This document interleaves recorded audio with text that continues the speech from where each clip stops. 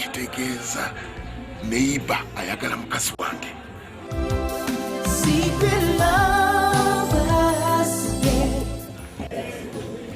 Bagamba mukazi wange alina omusajja. Kosi neighbor yamuliko? Bananga abasajja. Okay. Neighbor. Kale.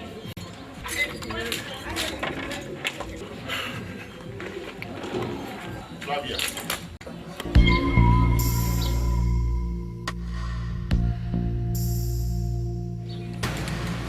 Come here.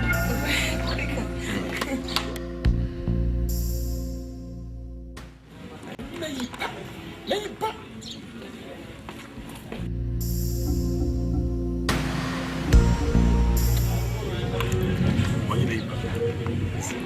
We're going to local now with try and solve them together, you know?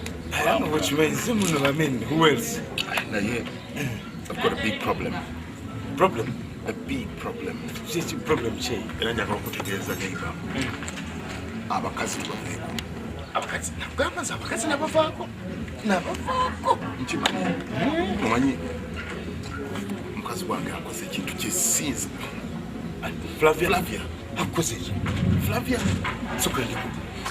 Ayina kyankwesa okumala ebbanga gye nazudde. Sokoleko. Waliwo gye nzudde. Kikyozudde. I know omusajja. Omusajja omulala. Sijja musajja. Kati kizibu ki ekyo ate? Nabadde neemakula mu bintu byaffe. Nengwa ku bbaluwa za Flavia. Baluwa ki? Ki boyfriend ayina? Flavia. Kiki? Baluwa za Kyaso. Eki? Flavia mulwadde. She has AIDS. Abadde agenda mu Taso nga bamujjanjaba kumala emyaka 4 nga simanyi. Emeka? Emyaka 4 nga simanyi. Flavia nga alwala. Okay, let me take you to a hospital. Nangamati, no, I'm going to the village. Simanya mami wange, yamanyo brother wange, imichibichi, yamanyo kunsijanjaba since childhood, yakisijanjaba and so on. Ningati, okay. Wasn't again a mutaso. She's attending it. Ndimurade, that means Ndimurade Yasika dog right there. 4 years. Attending a taso clinic. She's positive.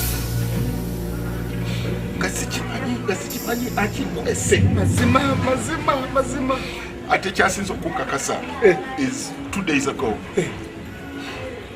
abadde addukana continuously nga vomitinga continuously nemanyira ddala nti kati wena kirowoozezaako nemanya nti Flavia mulwadde AIDS leero olwo abaddemu akakangubanguba leero olwo abaddemuko obulungi bungi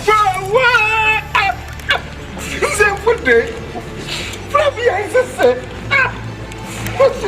Out there somewhere, alone and frightened. Kayige okwagala bakabasajja. Kayigire ddala. Omuchozi w'amaanyi nnyo. Kati mulimbye, kati he's going to live the rest of his life miserably. Kamanyi ngali kweraliikirivu kamanyi nti mulwadde ate ne mukazi wange tajja kuddayo kumuddako. Flavia tajja kwanga amanyi mulwadde.